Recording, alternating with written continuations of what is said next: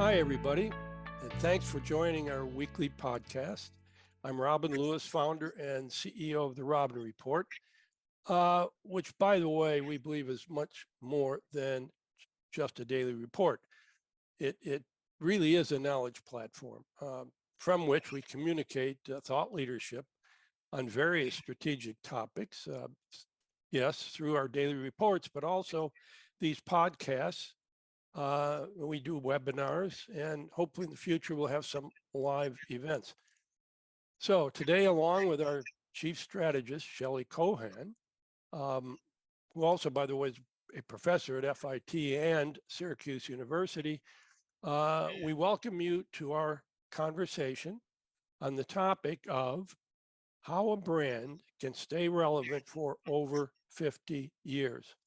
What does it take to keep current with consumers from the 70s to today? Well, we're going to find out how Cotton Incorporated from the 70s to today. We will find out how they have not only kept up with the times, but have helped to shape the industry and consumer preferences. I'm thrilled, Kim, to have you back on our podcast. And by the way, Kim Kitchings is Senior Vice President of Consumer Marketing for Cotton Incorporated. As a starting point, Kim, let's go back 50 years. Cotton has been a part of our lives from the moment we're born. And I mean, all of those baby blankets. So, Kim, why is the Cotton story so compelling? Sure. Well, first, thank you for having me today, Robin and Shelley. And it's great to be back Yeah. and to be able to celebrate 50 years of the sale of cotton. It's hard to believe it's here, right? Just in Yep. case viewers don't know what it is. And why it's so compelling, there's so many reasons. You started on the emotional, but there's also economic reasons for it. And I'm going to start there. Cotton is the most profitable non-food crop globally. Its production provides income for more than 250 million people worldwide, and it Wow. employs almost 7% of labor in developing countries. A lot of people don't understand how important it is to developing countries. And that there are 28 million cotton farmers globally. There are only about 15,000 in the US. The rest are in other countries. So this is truly a crop that helps everyone. It is poverty alleviating for many of these developed countries. Cotton biodegrades quickly in natural environments, and certainly more so than synthetic alternatives that really never fully biodegrade. We also know that cotton is the only agricultural commodity that provides both fiber and food. A lot of people don't realize that the cotton plant, of course, you have the fiber that comes from what we call the bulb, but then also that has seeds. And from the seeds, you can do cottonseed oil. So that goes into food such as potato chips, and you can fry your food with it, other things like that a lot of chefs do. And that cotton is a crop that grows in arid climates. This is where nothing else literally can grow or thrive. So it gives opportunities to growers, again, in some of those developing countries, to have a crop to make money for them. So economically, those are just some of the reasons why it's important. Sale of cotton was started in 1973. Our company actually celebrated its 50th anniversary during the pandemic. So, that wasn't much of a celebration. Yeah. We're excited about this now. And so for 50 years, it was really created to be a brand on cotton products, mostly apparel and home, but it's also been on non-wovens products. If you think feminine hygiene, Q-tips, things like that. It was made for marketing and promotions. It was designed to be on sewn in labels in garments at the time, hang tags, and in retail. And retail then was just brick and mortar. The website wasn't here, internet wasn't here, right? So we didn't have that opportunity. And it was really created to identify and to distinguish cotton items from synthetics that were taking market share. So for 50 years, it's been an iconic symbol. It's globally recognized throughout the textile industry. And we know from research that it stands for trust, quality, sustainability, and reliability among consumers. Wow, that's amazing. And you're right. From the day we're born, we're just surrounded by cotton. I wore my cotton dress in honor of cotton today. But the seal of cotton is certainly a great marketing symbol.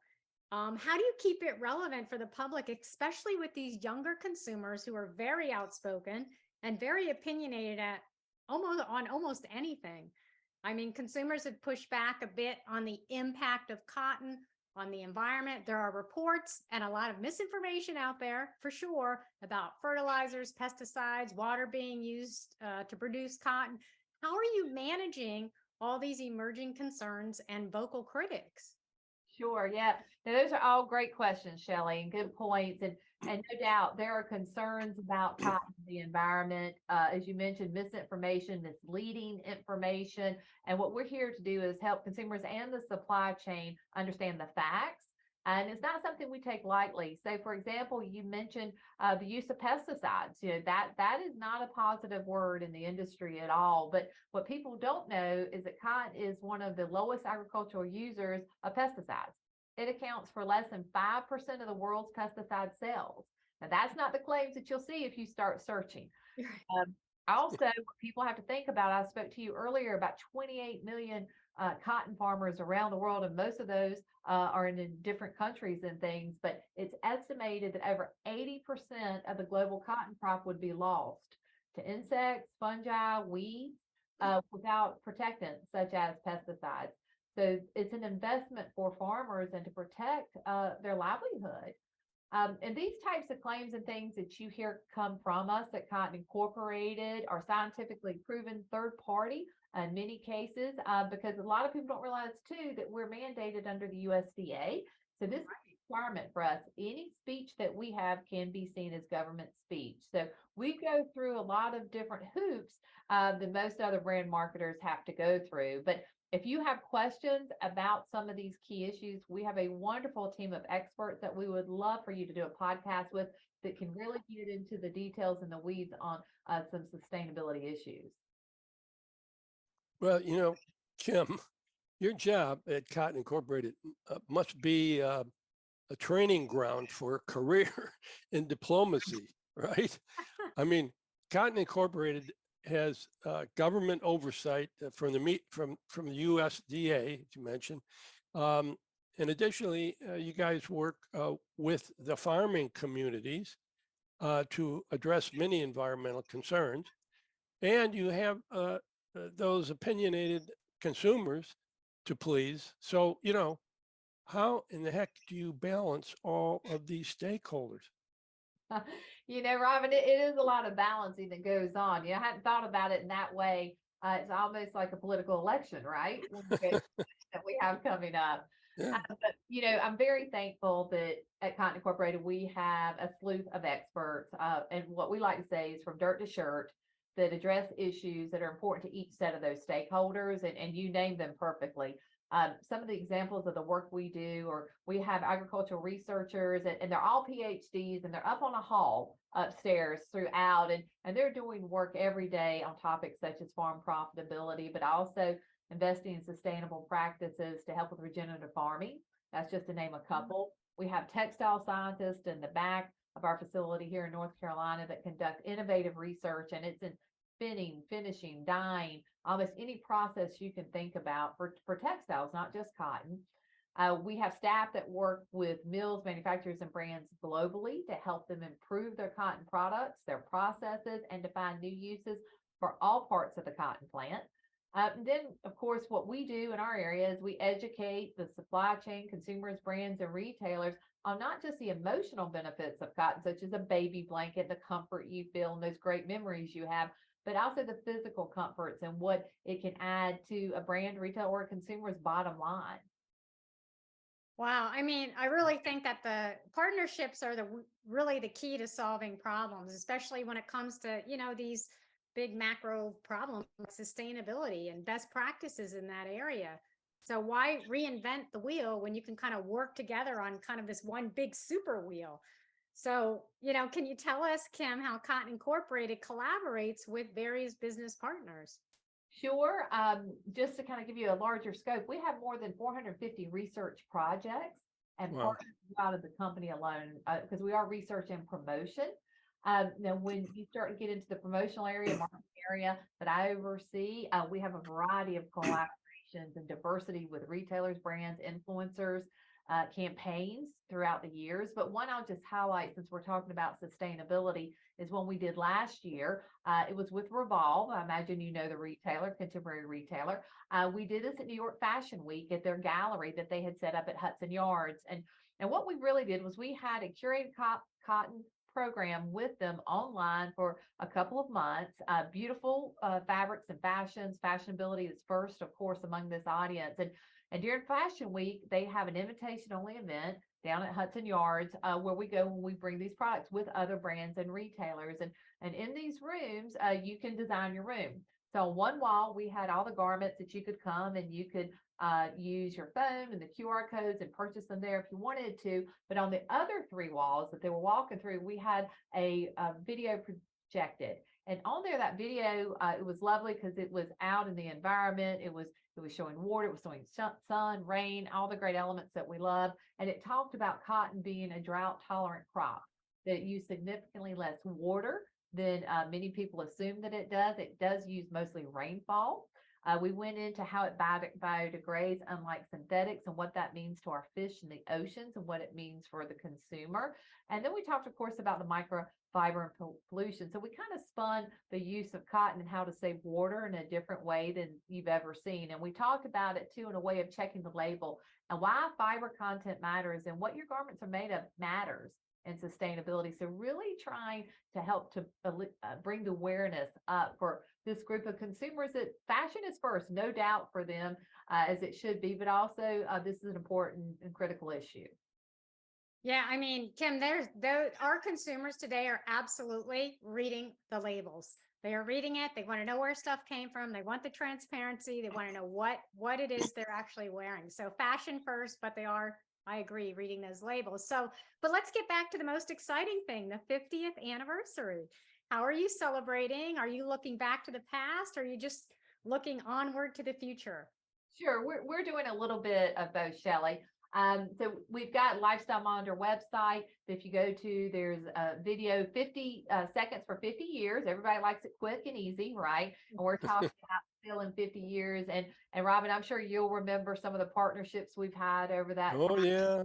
Yes. Sarah, Spain, and then you've got, of course, Todd that would come in and others as the time went through. So we're celebrating some of that. Even we were on Macy's Day Parade in the early years too. So going through the decades with that. We have some quotes from key partners such as yourself on there. Others in China, like Textile and Apparel Weekly. We're talking with some of the brands like Madewell, Aeropostale, Revolve would be one too. We've got some other events planned throughout the year. May is the actual birthday of when the seal was actually copyrighted and put out there for use.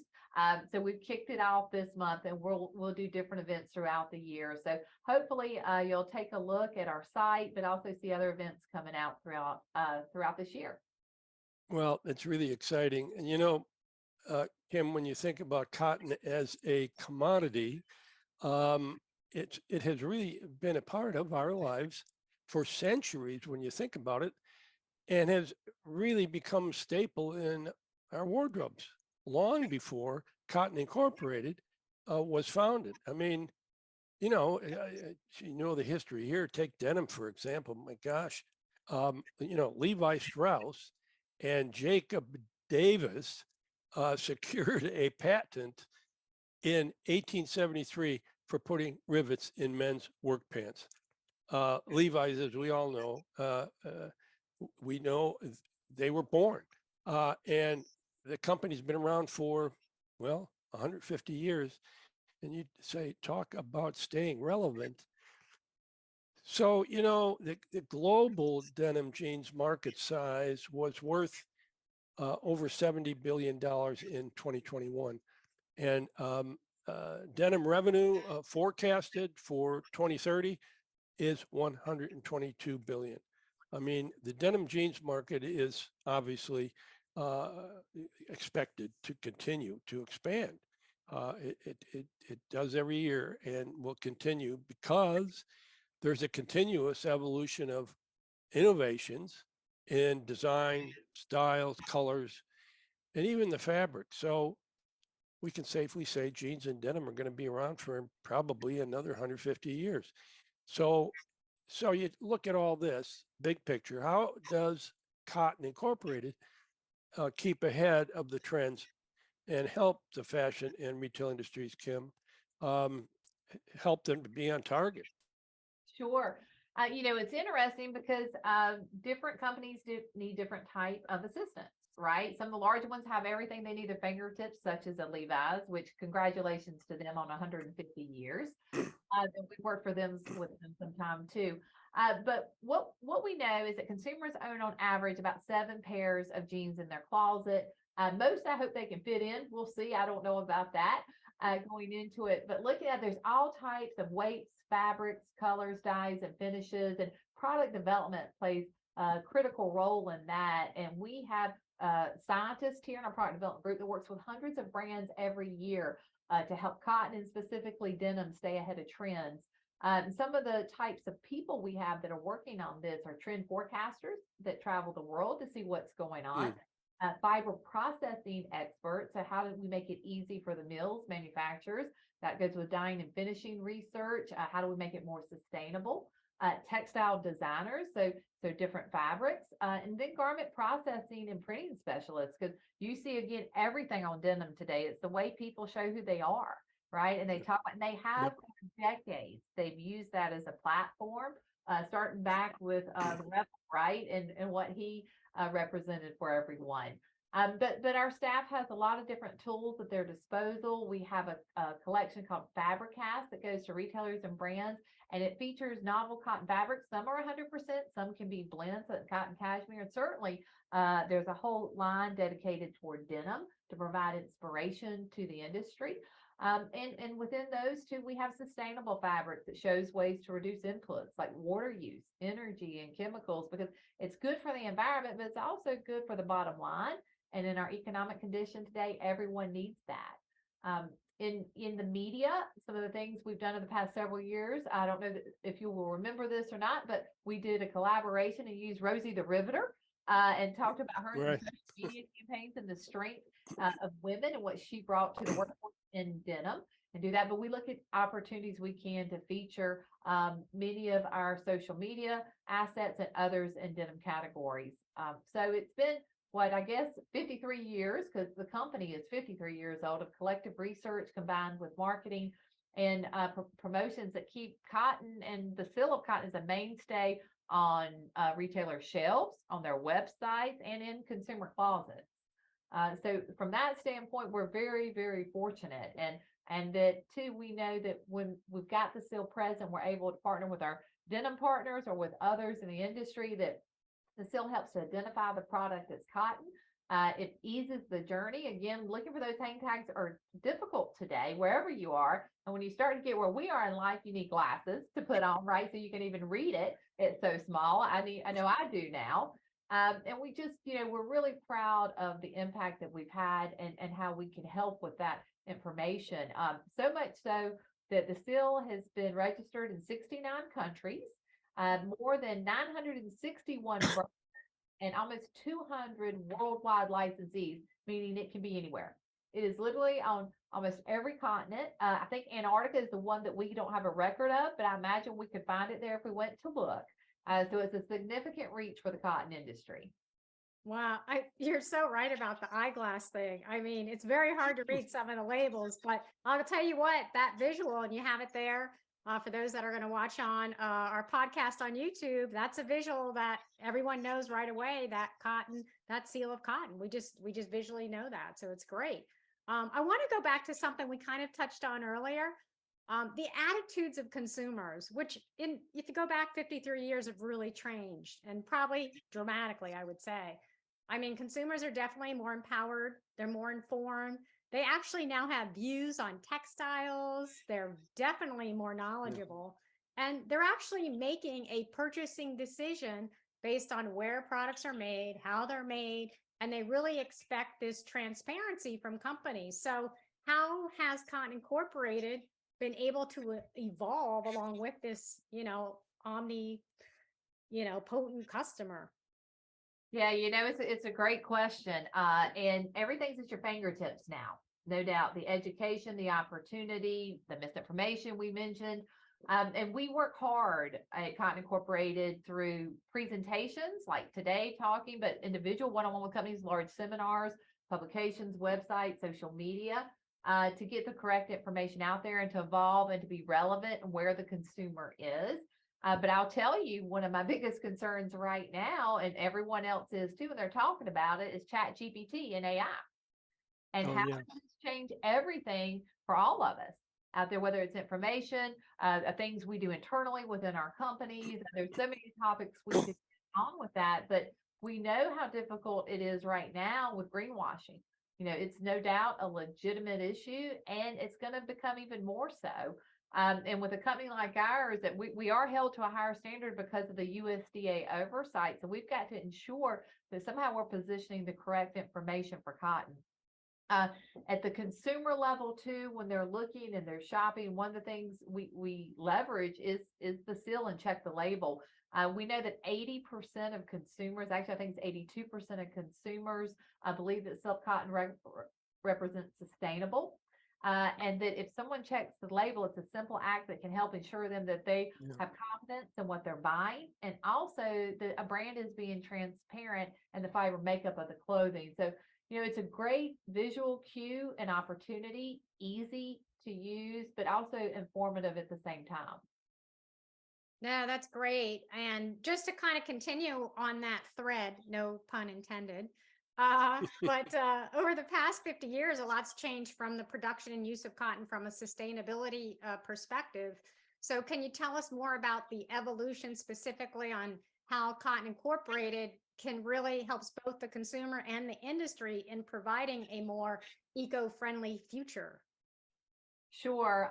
We've talked about some of it already, about the research that we do, and that how cotton is a natural plant, that it biodegrades, especially 100% cotton. All of that biodegrades versus blends and other things that do not biodegrade as quickly, and that can contribute to the microplastic pollution issue that we've seen. Cotton is drought tolerant. We know that it's a recyclable fiber, and that's assuming that we have the opportunity, or people have the opportunity to recycle, so they have facilities to do that. Recently we were in a meeting and someone raised their hand and they said, we don't have that opportunity because we live in a rural area, and we forget that sometimes. We're very fortunate where we are, but if you have that opportunity is there too. We also know with sustainability that for some, that means really durability and longevity. When we talk in the industry, we talk about the environment, and we all expect, because that's very normal jargon for us, but that's not how everyone receives it. So when we talk with consumers, we want to make certain that we're being relevant, and relevant for them is different than maybe what we want it to be for them. So for example, terms such as natural and recyclable are very relevant. When we start getting into using verbiage, biodegradability, microplastics, some of the terms we're talking about today, they are more familiar than they were, but not as we'd like them to be. And then even with something like circularity, we don't have a common definition in the industry, and the consumer, when you ask her, she thinks it means fashions are coming back in style. They're going around, they're circular, which is great. But those, along with, say, carbon offsets, greenhouse gas emissions, it's hard to comprehend. Sometimes it's hard for us to understand. Hey, who knows? Maybe AI and Chat GPT is going to help with that. We know that science is a huge ally for us. Metrics now, the measurement, the improvements that everyone in the industry is making. So we're really proud of that work. And the research that I mentioned earlier to you, that we do at Cotton Incorporated, 450 research projects. So there's a lot on a lot of topics, but there were 3 I thought I'd just mention to you, since you have this interest in sustainability too. And a couple of these are relevant to the consumer. One is a compostability study that we've done that demonstrates that denim, again, it's cotton, of course, is completely biodegradable in compost environments. So this means one day a consumer may be able to take their old jeans that can't be worn, can't be used anymore, bury them, and they completely go away and add to the soil health. But we are looking at research in that area. I can see you doing that now, Robin. I don't know where you're going to go in Central Park, but good luck. We also have a study that converts cotton to glucose, and glucose is the sugar you're thinking about, which is the raw main ingredient in ethanol, biofuel, but it also has many other derivatives with end uses. So that's an opportunity again, when we talk about circularity in different ways, right? To keep it out of the environment, landfills. And then we're doing work on carbon capture. Some people will know that cotton, it's natural, it's in the field, it captures carbon, but cotton apparel can also do that in your closets and can help from that way. So we're doing research in that area and getting messaging out about some of these key topics. And we do that again through some of the things we've already talked about today, digital, social media, presentations, conferences, and we'll share a website later that you can give to the viewers if they want to go on and click and get more information on that. And one of our most important programs, and has been around for really longer than the term we talk about a lot now, circularity, is Blue Jeans Go Green. That's a recycling program we started in 2006, where we take denim and we turn it into insulation, and that can go for housing, for pet beds. It can go into food storage boxes that became so popular during the pandemic. And to date, we've been able to divert more than 4.5 million pieces of denim from the landfill. That's about, I think it's around 72,000 tons now of textile waste. Wow. Never had to go. And it's a wonderful start in the right direction. Over the time, we've worked with 500 brands, almost all the brands you can think about, and many are repeat customers. We have taken that program on to college and university campuses. More than 80 have participated. So it's a way to educate our youth and the next generation. And it's been so successful that we've had the opportunity to take this model and start a program in the UK now. And we just did that and finished a pilot program this summer, and it's called Cotton Lives On. And it's beyond denim. It's all recycling, all cotton textiles. And what's unique about this too is that we take it and a portion is turned into mattresses that are given to the homeless. And that's a significant issue there. So we're really proud of that work that's going on. And we've had a couple of retailers that have participated both here in the US and in the UK with us. So it's been great to have them on board. You know, Kim, it's, I sit here listening to this, and, I've been around for quite a while. I think the whole time that, Cotton Incorporated was incorporated. And it is amazing to me to this day to still hear and understand that what you do for cotton and the industry it's phenomenal. I mean, you're really in all aspects. So anyway, but I just wanted to give that little reflection. And obviously, the marketing aspect is, of course, very interesting to me. I mean, having worked at DuPont as VP of marketing in their textile fibers division, which, as most people know, the creators of nylon, Dacron, Orlon, Lycra, and on and on. And then, of course, I went on to gray advertising as one of the original madmen back in the day. And I was, I had the Celanese Fibers account. So Kim, when you think about it, all of those big fiber companies spent billions of dollars to market those fibers as brands to consumers. And that was right in the middle of all that. And that took place from sometime in the 1940s through the 1970s. And during this time, these companies heavily advertised their synthetic fibers as a modern, convenient, and durable alternative to natural fibers such as cotton, wool, and silk. But also during the last part of that period, Kim, it was then when cotton built a marketing strategy aimed at consumers. Specifically, cotton is the fabric of our lives. That slogan will go on forever. And during that time period, Cotton Incorporated almost owned the Today Show. I mean, they were one advertisement after another. Anyway, so, and as the market began to get oversaturated with synthetic fibers, because consumers were then becoming more concerned with eco-friendliness and sustainability. Anyway, so these companies, these huge billion-dollar companies like DuPont, Celanese, and a couple others. These companies shifted their focus to marketing their fibers to manufacturers and apparel brands instead of directly to consumers. So, Kim, how has the marketing strategy of cotton shifted with these new concerns? Sure. Robin, you make a lot of really great points and a synopsis of what's happened over Yeah. the years of fiber marketing. And you're right. It was absolutely marketed for the synthetics as durable. And we know today it's exceptionally durable because it's not biodegrading. So that is happening, in the marketplace. So they got that one right without a doubt. And they did some great work. And so much so that that's really why Cotton Incorporated came into existence, because of the market share they were taking. And it has led to an interest in sustainability, without a doubt. But what we do know is that when it comes to buying apparel, and we've done a significant amount of research on this over the years, that what comes first still today is price, style, and comfort. Sustainability is important, but when they go to purchase, there are other drivers that still have them purchasing Mhm. first. So a brand, I always say sustainability is a ticket to the game. It doesn't win the game. These others really help you win it, but sustainability is expected and it is important and it's a critical issue. No one would say that it's not. So we come at sustainability a little differently than some, especially with the consumer side of our work. The supply chain, of course, is asking for it. The consumers, we're still kind of, I would say, more in a push strategy than a pull strategy with that. And so ways we do that, for example, are we meet them where they are.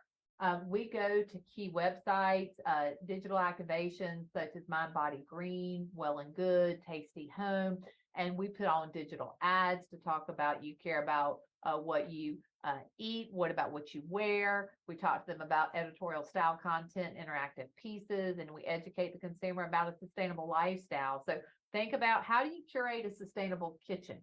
What type of products do you use beyond cotton, right? You'd want the cotton towel, of course, but other things too, or even a beauty routine, things of that nature to help the consumer. Because at the end of the day, we have to make it easy and understandable and a value for them to really care about this topic. Secondly, we want to make it entertaining. If we're not entertained, no one's going to last very long on that device today. So we use social media channels like Snapchat, and we look at augmented reality experiences. And here, think about how you can gamify a situation. So most recently, we did an avatar that would go through, and as you answered correctly, you could build this crown on your head of flowers, or a cotton bowl, right, that would come out. And so you can have some fun with this. It's really what they call edutainment for Gen Z. And we know that 96% of consumers of that age, Gen Z, are gamers. So that was an insight, and men and women, right? It wasn't just the guys. So that was something that we started to look at on how do we do that better. We, like so many others today, look to the authority, and the authority today can be influencers. Right? We know that you can use them in a way that's positive for your brand, or maybe not, depending. So you want to be careful and make certain it's authentic and what your audience wants. But we go to those that really care about sustainability, and we partner with them. And then when it comes to the audiences that care, that's important, but you also need new ones, the ones that aren't always thinking about sustainability first and foremost. And maybe you use social media such as Facebook, Instagram, TikTok. We've used all of those, but the important part there is to find someone that maybe loves home or fashion or athletics and can be interested in sustainability. So how do we marry those two again to be relevant? That's our key word, and to coordinate an interest there. So we really look at those opportunities. And then when we're creating the work, we look back at trends and what's important in the marketplace. Coming out of the pandemic, there's no doubt that nostalgia has been important. One of the biggest opportunities in a year for many brands are the Super Bowl. And if we go back and we think about the ads that were on there a few months ago, they were related to things like Clueless. You remember that movie? There were a nod to Caddyshack. Also, one brought back Ozzy Osbourne, a rocker, right? And what they were really doing was they were celebrating great memories and positive memories of the time before. And We know that cotton is a part of all those memories. It's associated, as you've talked about earlier, with the baby blanket you bring your baby home from, maybe your first concert tee if you got to see Ozzy. I don't know, if, Robin, if you ever saw Ozzy in person. And it could be a sweater, right, that you borrowed or stole from your sibling. Who knows how you got it? But those are powerful memories that we have. So we look to nostalgia in some of our current work. Durability is important.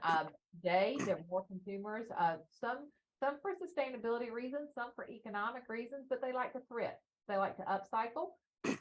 Certainly care about purchases also of new clothing as well, but knowing there's a nod toward that in the 90s, and consumers are coming in and they're wanting to wear their siblings or their parents' clothing at this point. And I know recently my daughter came down in a North Carolina UNC sweatshirt, and I was looking at it. I was like, "Is that your dad's?" So it's definitely happening in my house too. But durability is an issue that again nod back to nostalgia, and we know that cotton does last longer. Period in a consumer's closet. It is more durable in that way. I made a joke earlier about sustainability, but it also lasts longer, about 1.5 times longer. Consumers keep cotton apparel in their closets. And then comfort and style with the change in the workplace, some hybrid, some remote, some in the office, but there's no doubt that comfort is at a level we've never seen before. So it's that opportunity for denim in the workplace, tailored joggers, versatile t-shirts, other things like that. And cotton has all those opportunities. And I kind of go over all those trends for a reason. It's because it really helped us with our current campaign and with the 50th anniversary. So our current television video content campaign is looking back over 50 years of the use of cotton. And we use this power of nostalgia to help us understand how powerful memories are made. So think about cotton in the 60s mod mini dress. In the 70s, the terry cloth sports sets that people were wearing and skating in.